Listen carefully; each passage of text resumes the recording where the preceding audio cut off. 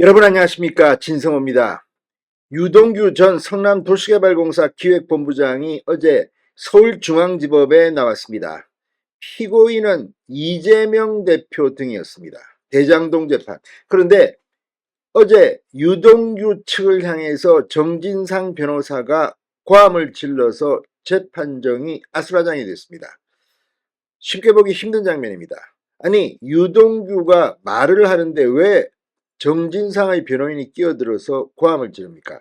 자, 어제 이재명 대표의 대선 자금까지 유동규는 언급했습니다. 그런데 유동규가 서울에서 재판을 마치고 지인과 저녁 식사를 하고 대리운전 기사를 불러서 집으로 가던 중 큰 사고가 났습니다. 자, 8.5톤 대형 트럭이 뒤에서 들이받은 겁니다. 유동규의 차는 180소 빙그르르 돌면서 또 다른 곳을 들이받았습니다. 자, 유동규 씨는 병원으로 긴급 이송됐지만 큰 외상은 없었고 퇴원 조치됐습니다. 오늘 아마 한 번 더 병원에 가서 정밀 진단을 받아야 할 겁니다. 교통사고 후유증은 생각보다 간단치 않습니다. 그런데 뒤에서 유동규의 이 차를 들이박은 8.5톤 트럭 운전기사는 전혀 다치지 않았습니다. 자, 경찰은 이 트럭 운전기사를 조사했습니다. 그리고 지금 현장 조사를 하고 있습니다. 사고의 고의성 여부도 조사할 거라고 합니다. 자, 이 트럭 기사는 누굴까요? 그리고 왜 이런 일이 벌어졌을까요?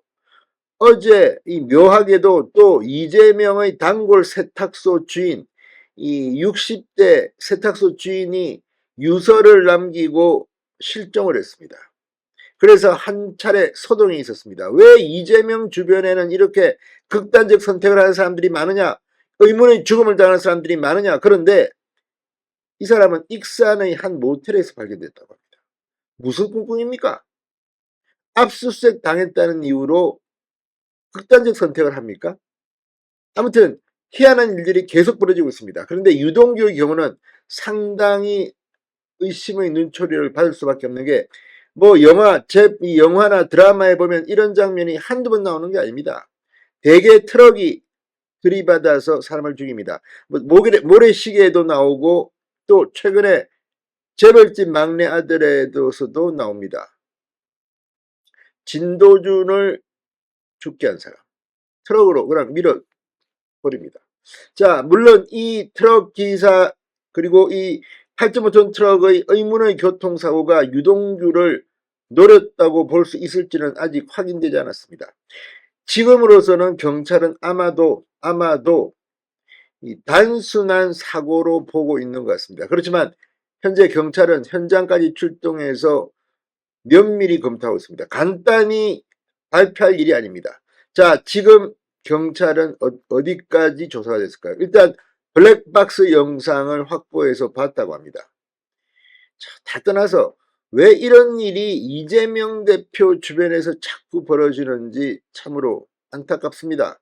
진성호의 직설 시작합니다. 방송에 앞서 아직 진성호 방송에 구독자가 아니신 분은 붉은색 구독 버튼 눌러주십시오. 더 좋은 방송으로 보답하겠습니다. 자, 대장동 특혜 의혹 사건 피고인이자 핵심 증인인 유동규 어제 중앙지법에 나가서 이재명에게 일격을 날릴 수 있는 그런 증언을 했습니다. 그런데 이 유동규 씨가 어제 지인과 서울에서 저녁을 먹고 내려오다가 교통사고를 당했습니다. 자, 경찰 지금 과천 봉담 고속도로로 이동해 사고 경위를 조사 중이라고 매일경제가 방금 전 보도했습니다. 사고 현장에는 도로교통공단과 경기남부경찰청 교통사고 조사계도 출동해 현장을 조사하고 있습니다. 이 단순한 교통사고로 보이지만 수사를 하다 보면 뜻밖의 일이 벌어질 수도 있습니다. 지금 너무 예단하는 것도 우스운데 지금 일부 언론은 경찰 관계자를 인용한 보도도 하고 있습니다. 자, 경기 의왕경찰서에 따르면 경찰은 오늘 오전 9시부터 사고가 발생한 과천 봉담고속도로 하행선으로 이동해 사고 경위를 조사하고 있습니다. 유동규 전 본부장은 어제 밤 9시쯤 대리운전기사가 운전하는 자신의 자가용을 타고 이동하던 중 뒤에서 달려온 8.5톤 트럭에 충돌당했습니다. 유동규가 타고 있던 차량은 충격 탓에 180도 빙그르르 회전해 중앙분리대를 들이받았습니다. 차량은 중앙분리대와 부딪힌 뒤 멈춰섰고 후속 사고는 없었습니다. 영화 드라마에서 보던 딱 그 장면입니다. 다행스러운 것은 유동규 씨가 무사했다는 겁니다. 대리기사 A씨, 유동규 전 본부장, 머리 등의 고통을 호소해 안산 단원병원으로 이송해 치료를 받았습니다. 그리고 퇴원한 상태입니다. 유동규 씨는 사고 당시 조수석에 앉아 있었던 것으로 조사됐습니다. 이 사고로 트럭 운전사 B씨는 다치지 않았으며 경찰서에서 1차 조사를 받은 뒤 귀가한 상태라고 합니다. 자, 만약 유동규가 조수석이 아니라 뒷자리에 앉아 있었다면 크게 다쳤을 가능성도 있습니다. 트럭이 뒤에서 들이박았기 때문입니다. 8.5톤 트럭이 무자비하게 들이박았다는 것은 차가 빙그르르 돌았다? 참. 경찰은 이 운전기사, 대리기사와 트럭기사는 모르는 사이다. 둘 다 정당 가입 이력은 없다고 밝혔습니다. 당연히 모르는 사이지 아는 사이겠습니까? 대리기사와 트럭기사가. 사고 상황이 남긴 트럭 블랙박스 영상을 확인한 경찰은 이 SM5의 사고 유발 과실이 더 큰 게 아닌가 보고 있다고 합니다. 그러니까 유동규의 차가 더 이 사고의 원인이 됐다 뭐 이런 취지인데 지금 이런 것들을 미리 밝히는 것도 제가 볼 때는 너무 사건의 중요성을 간과한 게 아니냐. 좀 더 정밀하게 조사한 뒤에 이거는 이야기해야 되는 거 알겠습니다. 다른 거는 보면 뭐 면밀하게 검토하는지 신중하게 지금은 확인 중이라고 하는데 이렇게 벌써 기사에 과실이 누가 더 큰 것이다. 이 상태에서 이것도 참 웃깁니다.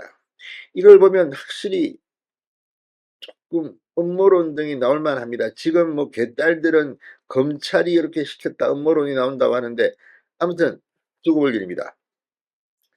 자, 사고 당시 트럭은 1차선에서 2차선으로 차선을 변경하다 SM5를 추돌한 것으로 조사됐습니다. 트럭 지정 차로는 3차로이며 최고 제한 속도는 시속 90km입니다. 그런데 이걸 가지고 지금 사고 원인이 이쪽에 더 있다? 이런 말이 기사에 나오게 한다? 경찰도 웃기는 짜장면이라는 생각도 듭니다. 3차로입니다. 자, 이건 지금 고속도로입니다. 고속도로. 트럭이 지정 차로를 위반한 것이 확인됐습니다. 그래서 일단 과태료는 부과해야 될 겁니다. 자, 아무튼 지금 유동규의 집은 화성시라고 합니다. 서울에서 지인과 밥을 먹고 경기도 화성시에 있는 자택으로 돌아가던 중 사고를 당했다고 합니다. 경찰 관계자는 내일경제에 사고 고의성 여부 등 여러 가지 가능성을 두고 조사를 진행하고 있다. 조사 중이라 자세한 내용은 밝힐 수 없다고 말했다고 합니다. 자, 아무튼 이 건은 굉장히 제대로 진실을 밝혀야 할 겁니다.